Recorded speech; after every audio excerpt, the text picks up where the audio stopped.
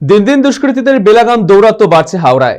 পুরুলিয়া থেকে কাজের সন্ধানে এখানে আসেন দুই পরিযায়ী শ্রমিক। অভিযোগ, তখন হাওড়া বাস স্ট্যান্ডে ধারালো অস্ত্র নিয়ে তাদের উপর চড়া হয় কিছু দুষ্কৃতী। আক্রমণের পাশাপাশি শ্রমিকদের কাছ থেকে সর্বস্ব লুট করে নেয় দুষ্কৃতীরা। এরপর গুরুতর আহত অবস্থায় শ্রমিকদের উদ্ধার করে হাওড়া জেলা হাসপাতালে ভর্তি করা হয়েছে।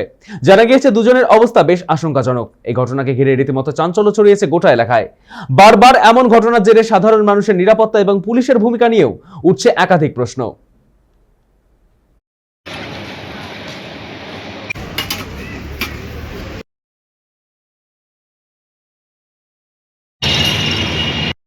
দুজন আমাদের পুরুলিয়ার দুজন ছেলে পরিযায়ী শ্রমিক, তারা ফিরছেন বাড়ি, পুরুলিয়া যাবে।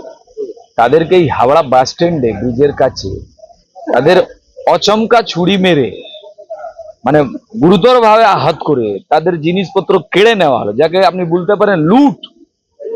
Open day light murder, open day light লুট। আর এই হচ্ছে কোথায়? Howrah bus stand, Howrah station চত্বর এলাকা, যেটা গোলাবাড়ি জুরিডিকশন।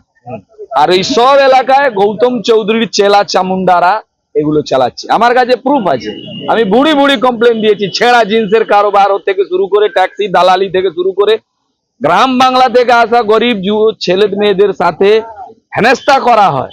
লুটপাট হয়েছে, দুজনের পুরো জিনিসপত্র লুট করে দেওয়া হয়েছে। সিসিটিভি কোথায়?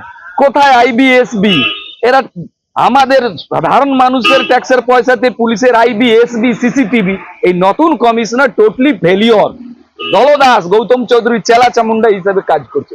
কম বয়সী দুটি ছেলে, তাদেরকে আচমকাই ছুর মেরে আর তাদের জিনিসপত্র নিয়ে নেওয়া হলো।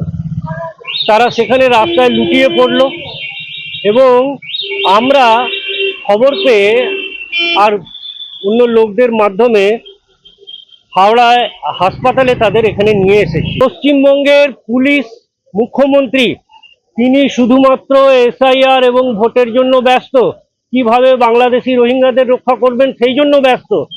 বাকি এখানকার প্রশাসন, এখানকার মানুষের নিরাপত্তা, সাধারণ মানুষের কি হবে এই নিয়ে তারা মোটেই চিন্তিত নয়।